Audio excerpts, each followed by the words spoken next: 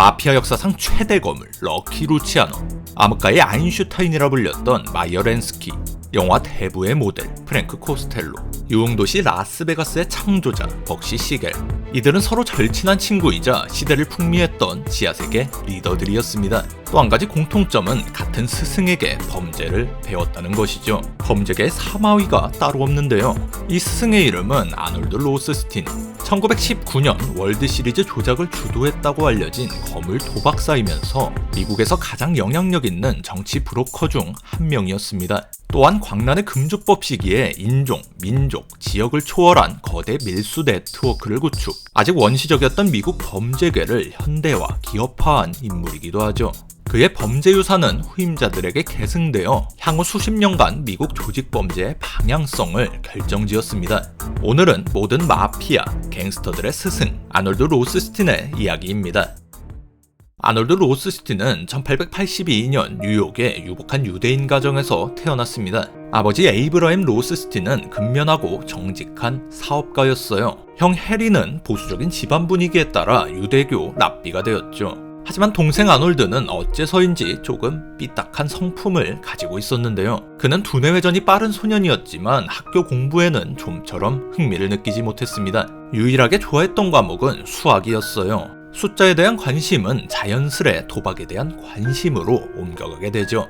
친구들과 내기 도박을 하며 거리에서 말썽을 부리던 아놀드는 집안의 골칫덩어리였어요. 결국 아버지와 트러블을 버티지 못하고 집을 나오게 됩니다. 아직 미성년자였던 로스스틴은 담배 세일즈맨으로 정치단체 테머니홀에서 운영하는 도박장과 당구장을 드나들었습니다. 여기서 경마, 야구, 복싱, 선거까지 다양한 승부 도박에 대해 나름대로 분석하고 돈을 걸어 판을 흔들기 시작했어요. 테머니홀은 뉴욕시 민주당의 주요 정치기구로 이민자들에게 돈과 일자리 등 호의를 베풀어 그들의 지지를 바탕으로 정치 활동을 벌이는 조직이었습니다. 경찰과 갱단을 하수인으로 부리면서 부당이득을 취하고 뉴욕시를 좌지우지했죠. 이와 비슷한 정치기구는 당시 미국의 다른 지역과 공화당 내에도 존재했습니다. 어린 나이에 도박판을 주도하는 아놀드 로스스틴은 이 테머니홀의 거물 티모시 설리번의 눈에 들게 됩니다.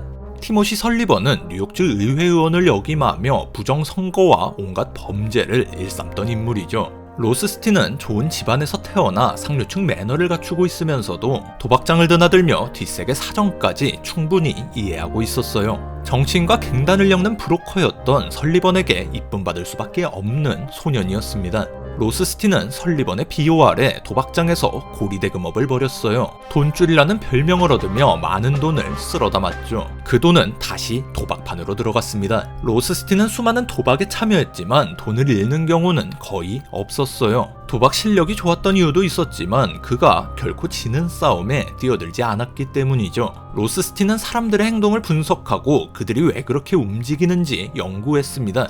호구들을 쉽게 찾아냈죠. 어느 정도 머리가 커진 이후엔 내부 정보가 있거나 자신이 조작한 게임에만 돈을 걸었어요. 1909년엔 이름난 아마추어 당구 선수와 30시간 넘는 마라톤 당구 내기에서 승리해 미국 전역에 이름을 알렸죠. 같은 해 쇼걸 캐롤린 그린과 결혼해 호화로운 신혼생활을 보냈고 다음 해에는 뉴욕 맨하탄에 자기 소유 카지노를 설립했습니다. 경마 사업에도 투자를 했는데 로스스틴 주도하에 수많은 경마 경기가 조작되었죠. 그가 벌이는 사업은 합법과 불법을 가리지 않고 모두 성공했어요. 이런 성공에는 그가 가진 광범위한 정보망이 큰 역할을 했습니다. 로스스틴은 다소 어설픈 출처를 가진 정보에도 쓸모가 있다고 생각하면 아낌없는 보상을 제공했죠. 거기에 정치검을 티모시 설리번의 비호가 더해지니 로스틴의 앞날에는 거칠 것이 없었어요.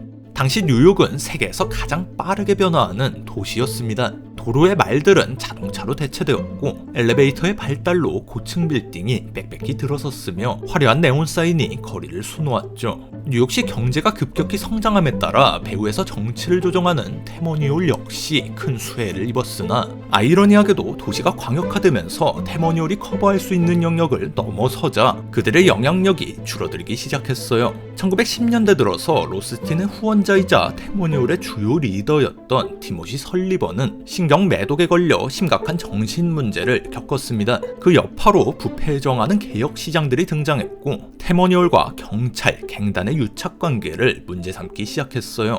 하지만 테모니올의 힘이 완전히 사라지진 않았습니다. 단지 숨길 일은 좀 숨기고 해라라는 분위기가 형성된 것뿐이었죠. 테모니올은 좀 더 치밀한 암흑가 중개자를 필요로 했습니다. 가장 적합한 인물이 바로 아놀드 로스스틴이었죠. 그는 좋은 머리로 변화된 시스템을 빠르게 이해했고 모두가 수긍하는 합리적 판단을 했습니다. 많은 풋내기 갱스터가 연줄을 얻고 사업 종잣돈을 빌리기 위해 로스스틴을 찾아왔습니다. 그는 뉴욕 암흑가에서 가장 중요한 인물로 자리 잡게 되었죠. 도박사로서의 명성도 여전했어요. 아놀드 로스스틴은 1919년 월드 시리즈 승부조작, 소위 블랙삭스 스캔들이라고 불리는 사건을 배후에서 조종했다고 알려져 있습니다.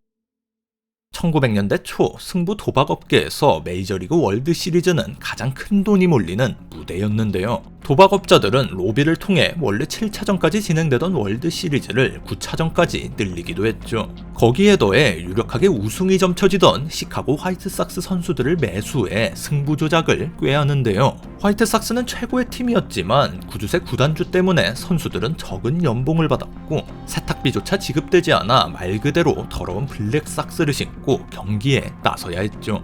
헝그리 정신으로 월드 시리즈에 진출했으나 구단주의 인센티브 약속은 지켜지지 않았고 선수들의 불만은 극에 달하게 됩니다. 이런 상황에서 도박사들이 건넨 승부조작 제안을 일부 선수들이 받아들인 거예요. 중간에 조작 보상금이 제때 지급되지 않는 등 잡음이 많았지만 결과적으로 일부 선수들의 고의 패배로 인해 상대인 신시내티가 월드 시리즈에서 우승하게 됩니다. 많은 사람이 승부 조작을 확신해 조사와 재판이 이루어졌으나 물증이 없어 관련자 모두 무죄 판결을 받았어요. 아놀드 로스스틴도 소환되었지만 기소되지 않고 풀려났습니다. 팬들의 원성이심에 야구계는 연루된 선수 8명을 영구 제명했죠. 아놀드 로스스틴이 블랙삭스 스캔들을 주도했다고 널리 알려져 있지만 정확한 진상은 알기 힘듭니다. 치밀한 성격의 아놀드 로스스틴이 누구나 눈치챌 법한 이 허술한 판에 뛰어들 리가 없기 때문에 얼치기 도박사들이 가장 유명한 도박사 로스스틴의 이름을 팔아먹었다는 주장도 유력하게 제기되었죠. 어느 쪽이든 아놀드 로스스틴이 미국 도박계 최고 거물로 여겨지고 있었음은 분명합니다. 이외에도 아놀드 로스스틴은 여러 범죄 혐의로 기소되었으나 뉴욕시 정치, 금융, 범죄계 인맥을 동원해 쉽게 풀려날 수 있었죠. 그가 도박장을 급습한 경찰을 강도로 오인해 부상을 입혔을 때 오히려 피해자인 경찰 측에서 자신들이 신분을 제대로 밝히지 않았기 때문에 생긴 일이라고 사과하는 우픈 상황이 벌어지기도 했죠. 아놀드 로스스틴은 이처럼 무소불위의 권력을 누리고 있었는데요. 그의 최전성기는 아직 찾아오지도 않았습니다. 금주법이 시행되면서 로스스틴은 누구보다 빨리 밀수 사업에 뛰어들었습니다. 그는 길가에 쏟아지는 싸구려 밀주에는 관심이 없었어요. 상류층에 고급주류를 공급하는 일이 큰 돈과 진짜 권력을 가져다 주리라고 생각했죠. 대서양 횡단 화물선을 통해 캐나다에 들어온 로스틴의 고급 스카치 위스키는 오데오와 허드슨강을 건너 뉴욕으로 도착했습니다. 이것을 팔기 위해 지금까지 모은 자금과 영향력을 이용 미국에서 가장 광범위한 밀수 네트워크를 구축했죠. 더 큰 이익을 위해 갱단 간 분쟁을 중재하고 서로 협력하게 만들었습니다. 뉴욕의 마피아 라이벌 조 마세리아, 살바토레 마란자노, 시카고의 지배자 조니 토리오, 알 카포네까지 아놀드 로스스틴의 협력자였죠. 로스스틴은 가장 돈을 많이 버는 술장수였지만 정작 자신은 술을 마시지 않았습니다. 그는 브로드웨이 한 레스토랑에서 우유와 함께 거리를 내려다보며 업무를 했죠. 많은 사람이 그에게 돈을 빌리고 갚기 위해 밖에서 기다리고 있었어요. 로스스틴은 노사 분쟁에도 개입해 기업과 노조 양쪽 모두에게 막대한 금액의 중재금을 갈취했고 유럽과 아시아에 회사를 세워 마약 밀수에도 진출했습니다. 로스스틴이 공급하는 양이 엄청나 경쟁자들은 단가 경쟁에서 나가 떨어졌고 그가 뉴욕 최대 공급업자가 되었죠. 공식적으로 추산된 로스스틴의 재산만 현재 가치 2억 달러에 달했습니다. 당대 가장 부유한 갱스터였어요. 로스스틴은 거대한 조직을 직접 이끌진 않았지만 광대한 사업을 운영하기 위해 젊고 유망한 갱스터들에게 활동 자금을 제공하여 자신의 영향하에 놓았습니다. 능력만 있다면 인종과 민족을 가리지 않고 함께 일했고 자신의 범죄 노하우도 제공했죠. 로스스틴의 손이 닿지 않는 곳이 없었기 때문에 당시 뉴욕 지하세계를 묘사하는 대중매체에는 그의 모습이 빠지지 않고 등장합니다. 광란의 금주법 시대를 다룬 소설 위대한 개츠비에서 범죄 두목이자 개츠비의 후원자로 등장하는 마이어 울프심이 이 아놀드 로스스틴을 모티브로 한 캐릭터죠. 로스틴의 제자 중 가장 주목할 만한 인물은 시칠리아인 찰스 루치아노였어요. 둘은 많은 공통점을 가지고 있었습니다. 야망이 넘쳤고 그 야망을 위해서라면 누구와도 협력할 수 있었죠. 시칠리아 마피아는 대개 타민족에게 배타적이지만 루치아노는 유대인 친구를 사귀고 스승을 모시는데 거리낌이 없는 인물이었습니다. 루치아노는 로스스틴으로부터 사업 노하우와 지하세계 정치 역학을 배웠습니다. 젊은 시절 루치아노는 상당히 감정적인 인물이었지만 로스스틴은 그 감정을 숨기는 법을 가르쳤죠. 심지어는 옷 입는 매너와 여자를 대하는 방법까지 전수해줬다고 해요.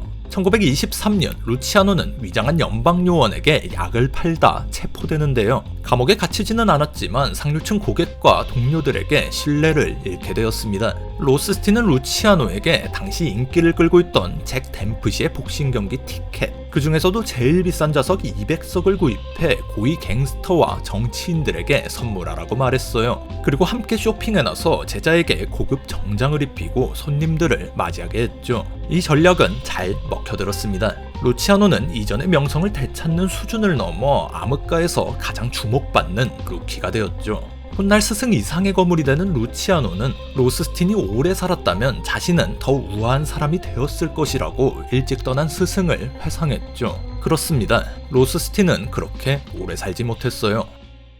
1920년대 후반 금주법은 힘을 잃어가고 있었습니다. 애초에 유명무실했지만요. 순진한 사람들은 이 법으로 미국 사회가 술의 해악에서 벗어나 폭력과 범죄가 줄어들리라고 기대했지만 미국 사회의 모습은 더 참담해졌습니다. 술은 어디서나 볼 수 있었고 갱스터들은 부자가 되었으며 경찰과 정치인들이 뇌물을 받는 일은 일상이 되었어요. 아놀드 로스스틴도 전성기를 누리고 더 부자가 되었죠. 그런데 문제는 다른 갱스터들도 모두 부자가 되었다는 점이었어요. 과거에는 연줄을 얻고 돈을 빌리기 위해 로스스틴을 찾아가야 했지만 이제는 다른 선택지가 많아졌습니다. 1927년 로스스틴 아래서 노사 분쟁을 담당하는 하수인 제이콥 올겐이 살해되었는데 이는 로스스틴의 권위 변화를 간접적으로 보여주는 사건 중 하나였죠. 자신이 키운 제자들, 후원해준 갱스터들이 은혜를 참 야무지게 갚기 시작한 거예요. 아놀드 로스스틴은 경쟁자가 많은 주류 사업보다 마약 사업에 집중하기 시작했습니다. 사업 위험성은 훨씬 커졌죠. 신경 쓸 일이 많아지자 로스스틴의 판단력은 점차 흐려졌습니다.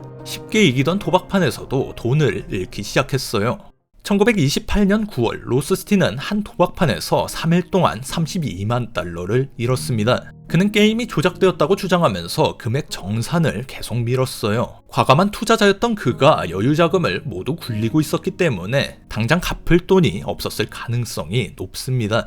로스스틴의 생때 게임을 주최한 도박사 조지 맥메누스는 상당히 곤란한 처지에 놓이게 되는데요. 그리고 2달 뒤 11월 4일 로스스틴은 맨하튼 파크 센트럴 호텔에서 사업 미팅을 하던 중 을문에 총탄을 맞고 쓰러지게 됩니다. 첫 번째 용의자로 지목된 인물은 도박 주최자 조지 맥메누스였어요. 하지만 증거 불충분으로 바로 석방되었습니다. 가장 큰 금액의 채권자였던 도박사 네이트 레이몬드도 돈을 못 받게 생겼는데 내가 범인이겠냐고 진술한 뒤 금방 풀려났죠. 병원으로 이송된 로스스틴은 잠시 정신이 들었을 때 경찰에 진술할 기회가 있었지만 범인을 밝히길 거부했습니다. 그리고 총격 이틀 뒤인 11월 6일 46세의 나이에 숨을 거두었죠. 당시 로스스틴이 1928년 미국 대선 예측 도박에서 허버트 후보에게 돈을 걸어 55만 달러를 벌어들일 예정이었는데 이 돈으로 도박빚을 갚으려 했다는 설이 있습니다. 공교롭게도 선거일은 로스스틴이 사망한 11월 6일이었어요. 로스스틴이 범인을 밝힐 수 있었음에도 입을 다물었기 때문에 그의 죽음은 미스테리로 가득한데요. 단순히 그가 절대 밀고 하지 않는다는 갱스터의 계율을 지켰다고도 말하지만 범인이 자신이 키운 애제자 중 한 명이었기 때문에 감싸줬다는 주장도 제기되었죠. 로스스틴 사후 뉴욕 지하 세계는 한치 앞을 내다보기 힘든 안개 속 국면으로 빠져들게 됩니다. 로스틴의 제국은 무너졌지만 그가 남긴 유산들은 이후 미국 조직 범죄의 방향성을 결정하게 되죠. 로스스틴의 범죄 네트워크는 후배 유대인 갱스터들과 시칠리아 마피아가 나눠 접수했고 가장 큰 돈을 벌어들이던 마약 사업은 찰스 루치아노의 수중에 들어가게 됩니다. 지하세계와 정치가를 연결하는 역할 역시 루치아노 쪽 사람인 프랭크 코스텔로가 장악했죠. 루치아노는 자신의 영달을 위해서였지만 어쨌든 스승 아놀드 로스스틴의 유산을 발전시켜 이어갔어요. 결국 뉴욕 지하세계를 통합하고 민족과 혈통을 초월한 전국적인 범죄 네트워크를 구성해 마피아 역사상 최대 거물로 이름을 남기게 되었죠.